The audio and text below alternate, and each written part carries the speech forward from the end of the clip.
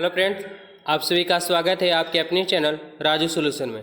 Friends, यहाँ पे Bihar DElEd entrance exam के लिए क्लास शुरू हो चुका है। फ्रेंड्स, आपको गवर्नमेंट कॉलेज चाहिए तो अभी से तैयारी शुरू कर दीजिए, क्योंकि कंपटीशन काफ़ी दिनों दिन बढ़ता जा रहा है। ऐसे में फ्रेंड्स, आप लोग की तैयारी के लिए हम बेहतर एक क्वेश्चन छाट के लेके आ रहे हैं, जो एग्ज़ाम में क्वेश्चन पूछे गए हैं, प्रीवियस क्वेश्चन सारे के सारे हैं फ्रेंड्स। और यहाँ पे क्लास आप लोग को देखने को मिलेगा मैथ का और जीके जीएस का। फ्रेंड्स, इसके पहले वाली वीडियो में साइंस का क्वेश्चन हो चुका है, इस वीडियो में यानी पार्ट 2 है और ये सोशल साइंस का क्वेश्चन देखेंगे फ्रेंड्स 20। ठीक है, तो चलिए फटाफट से तैयार हो जाइए। आप लोग को आंसर पता है तो कमेंट बॉक्स में बताइएगा, और नहीं है तो याद करते चलेंगे, क्योंकि सभी इंपॉर्टेंट है, ऐसे ही क्वेश्चन देखने को मिलेंगे। फ्रेंड्स, सवाल है कि 35वें राष्ट्रीय खेल जिसका प्रतीक चिन्ह जो है ग्रेट हॉर्नबिल था, कहाँ आयोजित किया गया था? तो फ्रेंड्स, 35वें राष्ट्रीय खेल जिसका प्रतीक चिन्ह ग्रेट हॉर्नबिल था वो आयोजित किया गया था केरल में। ऑप्शन की बात करें फ्रेंड्स, ऑप्शन ए, अगर ऑप्शन ए आप लोग लगाएं तो बिल्कुल सही है। जैसे ही क्वेश्चन पढ़ते हैं आप लोग ऑप्शन मन में सोच लिया कीजिए और कॉमेंट करके बताइए फ्रेंड्स। अगला है, निम्नलिखित में से गलत युग्म को पहचानिए। ठीक है, गलत युग्म को पहचानना है। क्या मैडम क्वेरी जो है डायनामाइट का खोज की है? दूसरा, ए जी बेल जो है टेलीग्राम का खोज किए हैं। जे एन वेड जो है टेलीफोन का खोज किए हैं। जेम्स वाट अस्टम इंजन का खोज किए हैं। तो क्या है इसमें गलत युग्म में पहचाना? तो फ्रेंड्स, मैडम क्यूरी जो रेडियम का खोज किए हैं, ये डायनामाइट का खोज नहीं किए, इसलिए गलत है। तो यहाँ पे गलत युग्म में ही चुनना था, तो 22 का ऑप्शन ए हो जाएगा राइट आंसर। चलते हैं अगले सवाल की ओर। अगला सवाल है कि निम्नलिखित में से सूर्योदय सबसे पहले कहाँ होगा? सूर्योदय सबसे पहले कहाँ होता है फ्रेंड्स? क्या न्यूयॉर्क में, हांगकांग में, नई दिल्ली में या टोक्यो में? तो फ्रेंड्स, सूर्योदय सबसे पहले जो होता है वो टोक्यो में होता है, ऑप्शन डी। आप लोग बिहार डीएलएड 2025 करना चाहते हैं फ्रेंड्स, तो हमारे चैनल से जुड़ जाइए, चैनल को सब्सक्राइब कर लीजिए, साथ में बेल आइकन दबा लीजिए और वीडियो को दोस्तों के पास शेयर कीजिए। एवरीडे शाम को 7 बजे क्लास मिलेगा फ्रेंड्स। मशहूर पेंटिंग हंस दैमित के चित्रकार कौन थे? ध्यान समझिएगा, मशहूर पेंटिंग हंस दैमित के चित्रकार कौन थे? तो फ्रेंड्स, ये थे राजा रवि वर्मा। याद रखेंगे, राजा रवि वर्मा मशहूर पेंटिंग हंस, है ना, हंस दैमित के चित्रकार थे फ्रेंड्स। अगला सवाल है क्वेश्चन नंबर 25 में कि निम्नलिखित पुस्तक में कौन सी पुस्तक फणीश्वर नाथ रेणु द्वारा रचित है? यानी फणीश्वर नाथ रेणु द्वारा कौन सा यहाँ पे लिखा गया है पुस्तक?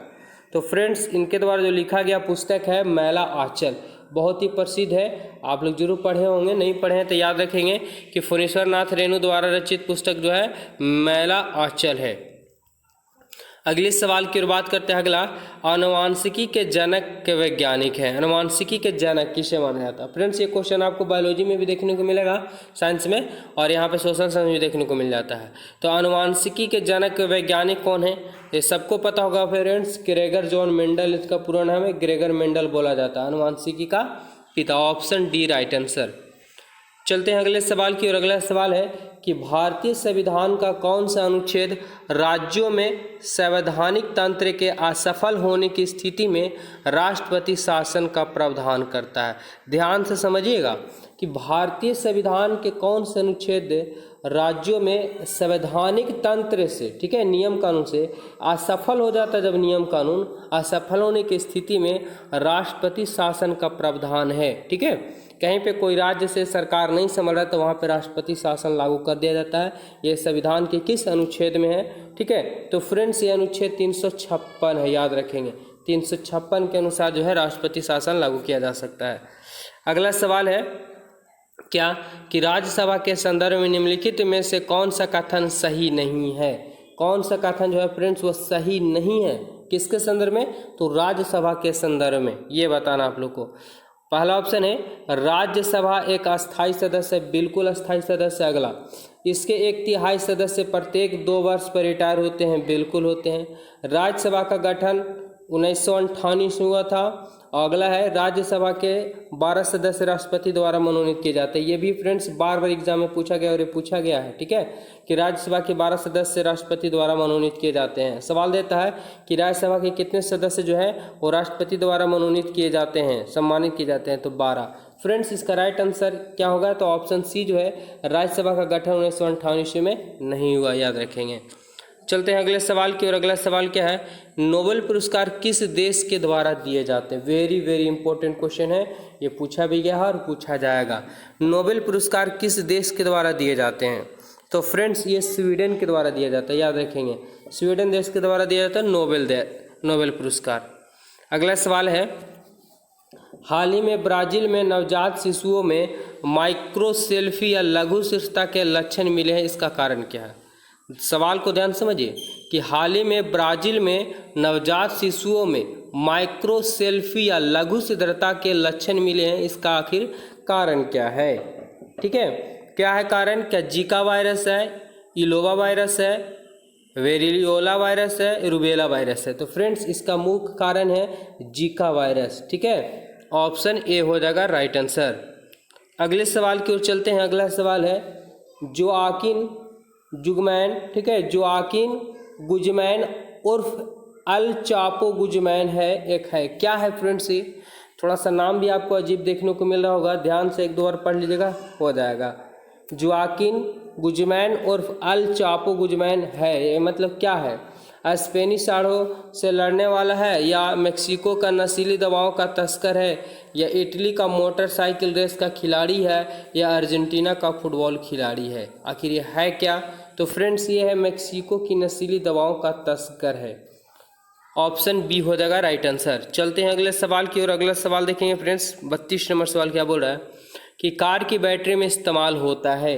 कार की बैटरी में आखिर क्या इस्तेमाल होता है?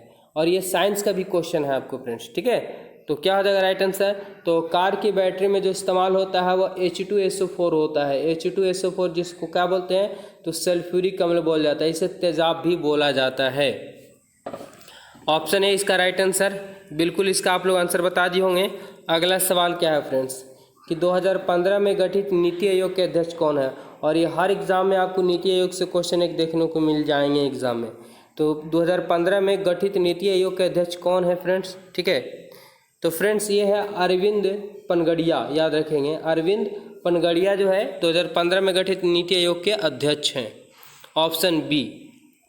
चलते हैं अगले सवाल की ओर। अगला सवाल क्या है कि भारतीय नौसेना तथा वायुसेना ने 2015 में ऑपरेशन राहत चला करके भारतीय तथा अन्य को एक देश से निकाला, सही देश चुने। Very very important question friend कि भारतीय नौसेना जो थे और तथा वायुसेना दोनों मिल करके 2015 में ऑपरेशन राहत एक चला था, अभियान चला करके वहाँ से भारतीयों को तथा अन्य को उस देश से निकाले थे। आखिर वो कौन सा देश था? ठीक है, ये बताना आप लोग का राइट आंसर। तो फ्रेंड्स यमन था। यमन में भारतीय जो है फंस गए थे, जहाँ पे ऑपरेशन राहत चला करके वायुसेना द्वारा और जल नौसेना द्वारा भारतीयों को बचा लिया गया था तथा और भी लोगों को। चलते हैं अगले सवाल की ओर। बोको रहम क्या है? बोको रहम क्या है? क्या प्रगतिशील किसानों का एक समूह है, पाषाण युगीन पेंटिंग है, या हाल में सक्रिय एक ज्वालामुखी है, या नाइजीरिया का एक आतंकवादी संगठन है? बोको क्या होगा इसका राइट आंसर? तो फ्रेंड्स ये बोको जो है नाम से ही आपको पता चल रहा होगा, ये नाइजीरिया का एक आतंकवादी संगठन है बोको। अगला सवाल है क्या कि मरणोपरांत प्रथम भारतीय रत्न किसे दिया गया था? वेरी वेरी इंपॉर्टेंट क्वेश्चन है, मरणोपरांत प्रथम भारत रत्न किसे दिया गया? ज़रा बताइए, M.G. रामचंद्र को, या B.R. अम्बेडकर को, या के कामराज को, या लाल बहादुर शास्त्री को? किसे दिया गया था? तो फ्रेंड्स मरणोपरांत जो दिया गया था भारत रत्न वो लाल बहादुर शास्त्री को दिया गया था। कौन सा? तो प्रथम, याद रखेंगे। चलते हैं अगले सवाल की ओर। अगला सवाल क्या है, गाय की गर्भावधि कितनी होती है? ठीक है, गाय की गर्भावधि क्या है? क्या 150 दिन होता है, या 274 से 280 दिन के बीच, या 300 या 365 दिन?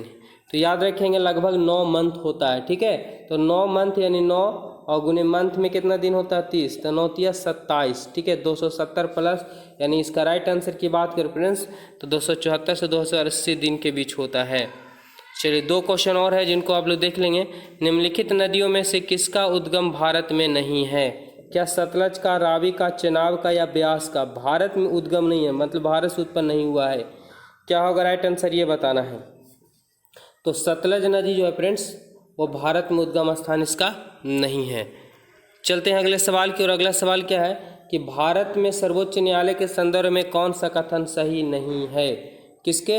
तो सुप्रीम कोर्ट, सर्वोच्च न्यायालय का संदर्भ में कौन सा कथन सही नहीं है? देखिए पहला ऑप्शन क्या है, इसका केवल मूल क्षेत्राधिकार है। दूसरा, इसका केवल अपीलीय क्षेत्राधिकार है, या इसका केवल परामर्श संबंधित क्षेत्राधिकार है, या इसका मूल अपीलीय तथा परामर्श संबंधित क्षेत्राधिकार है। क्या होगा राइट आंसर? जो कथन सही है। ठीक है, कौन सा कथन सही है सर्वोच्च न्यायालय के संदर्भ में? तो फ्रेंड्स ये है कि इसका मूल अपीलीय और परामर्श संबंधित क्षेत्राधिकार है। किसे? सुप्रीम कोर्ट का। चलते हैं अगले सवाल की ओर। आज का आखिरी सवाल है फ्रेंड्स, जल्लीकट्टू सांडों की लड़ाई किस राज्य से संबंधित है? याद रखेंगे, जल्लीकट्टू सांडों की लड़ाई किस राज्य से संबंधित है? तो ये है तमिलनाडु से संबंधित है, याद रखेंगे। तो ज़रा आप लोग बताएं कि 20 सवाल में आप लोगों को कितने याद थे। और फ्रेंड्स आपको रेगुलर क्लास चल रहा है, इसलिए हमारे चैनल को जरूर ज्वाइन कर लीजिए, और एवरीडे शाम को 7 बजे लाइव क्लास मिलेगा। धन्यवाद, जय हिंद।